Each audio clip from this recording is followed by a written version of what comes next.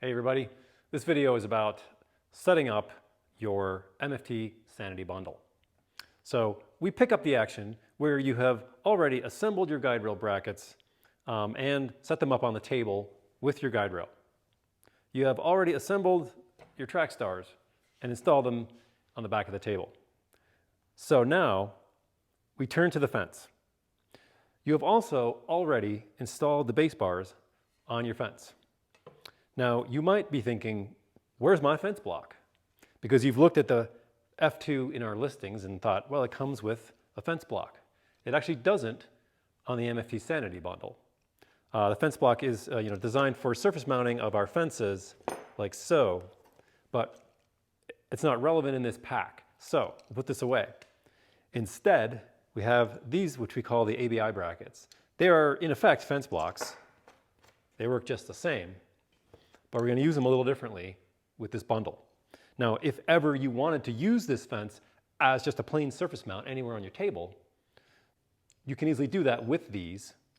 And you'll note that when you are opening up the package, they come with this knob and this washer and these shorter T-bolts for that purpose if you wanted to just install them by themselves on the back of this fence for that purpose. However, that's not what we're here to talk about. So you will take these off. You will put the T-bolt aside, keep the knob on the washer.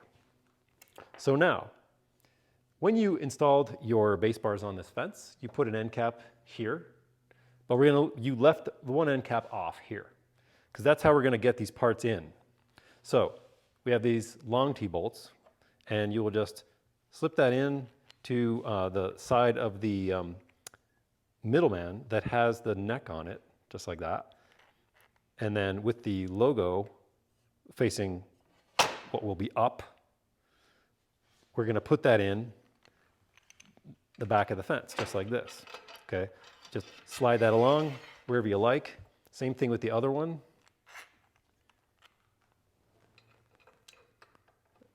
Slide this along wherever you like. Okay, so that's in. Now, you can put the ABIs on the track stars. Now you have 3 holes to choose from. I recommend spreading them out. It's really up to you. Let's put that on this side, and I just like to tighten the expandog a little bit, so this can still move a little bit, but it's not flopping around. Same thing on this one. Let's just go in the middle on this one. So they're still a little bit adjustable, but again, they're not so loose that they'll be a problem. So now we're just going to run these T-bolts through that slotted hole. And we can move this one over here so it lines up.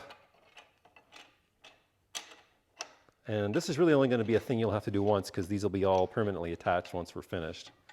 And any future time when you want to set these up, it'll be really much easier to put together. So that goes like that. And now we come around the back, and you're going to put this black washer on the T-bolt and put the knob on and just tighten that up. So that one is solid, and it's good to tighten this expandog on the bracket now just to hold everything solid. And then we'll just do the same thing over here. Make sure that neck is going in the slot on the fence. Little washer and the knob following up. Okay, so that is tight there. Just make sure the middlemen are down touching the track star so that we're all kind of correctly oriented with the surface of the track star. That's tight. This is tight. So now you have the option of moving the fence left or right. So again, you'll just loosen these knobs a little bit, and you can slide this in a position where you like. Now what we want is for this base bar to be under the rail, but obviously for the fence not to be interfering with it. So we'll just look at it like so, and there we've got some clearance, and the base bar is under the rail, and that's going to back up your work pieces close to where the cut is happening. So now we're ready to tighten these again. Again, just make sure that they're on the surface of the track star. Tighten that. check the expand dogs, and now we have super solid fence. You can now put your cap in the other end. Let's pop that in there. And in some cases, they're a little tighter than others, but that one's in. Final step would be to install your flip stop. Now, in this case, this fence is a little bit higher off the surface because we have the base bar, which is 6 millimeters tall. That's why we have a dual-sided flip stop. One side of the flag is longer than the other.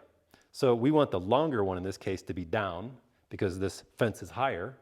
So I've already got the longer one down, and then we can just pop this in here, and there's our flip stop ready to go anywhere you want, and it works great. So now you're all set for work, but there's one more thing you can check. We have, of course, our MFT4 dashboard triangle. So because the MFT table itself is not known for its squareness or proper orientation, you might want to just check your fence to rail squareness.